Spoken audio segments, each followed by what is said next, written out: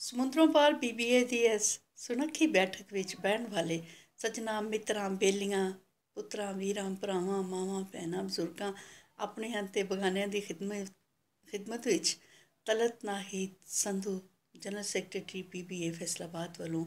ਬੜੀ ਨਿੱਘ ਅਤੇ ਪ੍ਰੀਤ ਦੇ ਨਾਲ ਅਸਲਾਮ ਅਲੈਕੁਮ ਅਤੇ ਸਦਾ ਖੈਰ ਡਾਕਟਰ ਯੂਨਸ ਅਮੀਨ ਸ਼ੇਖ ਹੋਰਾਂ ਦੀ ਜਿਨ੍ਹਾਂ BBA ਦੀ ਛਤਰੀ ਹੇਠ ਬਗੈਰ ਰੰਗ ਨਸਲ ਜ਼ਾਤ ਬਰਾਦਰੀ ਅਮੀਰ ਅਤੇ ਗਰੀਬ ਦੀ ਵੰਡ ਤੋਂ ਸਾਨੂੰ ਸਭ ਨੂੰ ਇਕੱਠਿਆਂ ਕੀਤਾ ਇਕਮੁੱਠ ਕੀਤਾ ਤਾਂ ਜੇ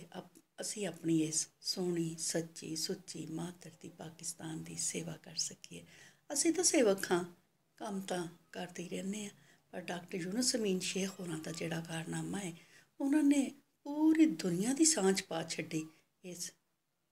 ਚੰਗੇ ਕੰਮ ਵਾਸਤੇ। ਅਤੇ ਜਨਾਬ ਸਦਾ ਖੈਰ ਡਾਕਟਰ ਯੂਨਸ ਅਮੀਨ ਸ਼ੇਖ ਹੋਰਾਂ ਦੀ ਅੱਲਾਹ ਤਾਲਾ ਉਹਨਾਂ ਨੂੰ ਆਪਣੇ ਹਿਫਜ਼ੋ ਮਾਨ 'ਚ ਰੱਖੇ, ਆਪਣੀ ਪਨਾਹ 'ਚ ਰੱਖੇ। ਰੱਬ ਸੋਹਣਾ ਉਹਨਾਂ ਨੂੰ ਤੱਤੀ ਵਾਹ ਤੋਂ ਬਚਾਵੇ। ਜੀ ਜਨਾਬ, ਸਾਡੀਆਂ ਸਾਰਿਆਂ ਦੀਆਂ ਦੁਆਵਾਂ ਆਪਣੇ ਸਾਰੇ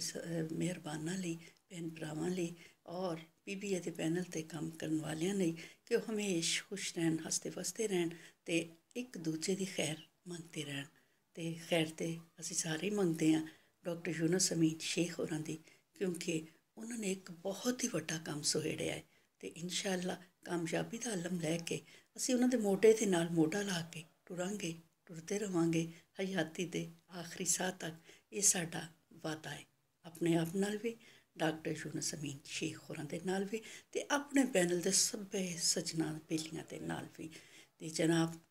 ਡਾਕਟਰ ਯੂਨਸ ਅਮੀਨ ਸ਼ੇਖ ਜ਼ਿੰਦਾਬਾਦ, ਪਾਕਿਸਤਾਨ ਪਾਇੰਦਾਬਾਦ।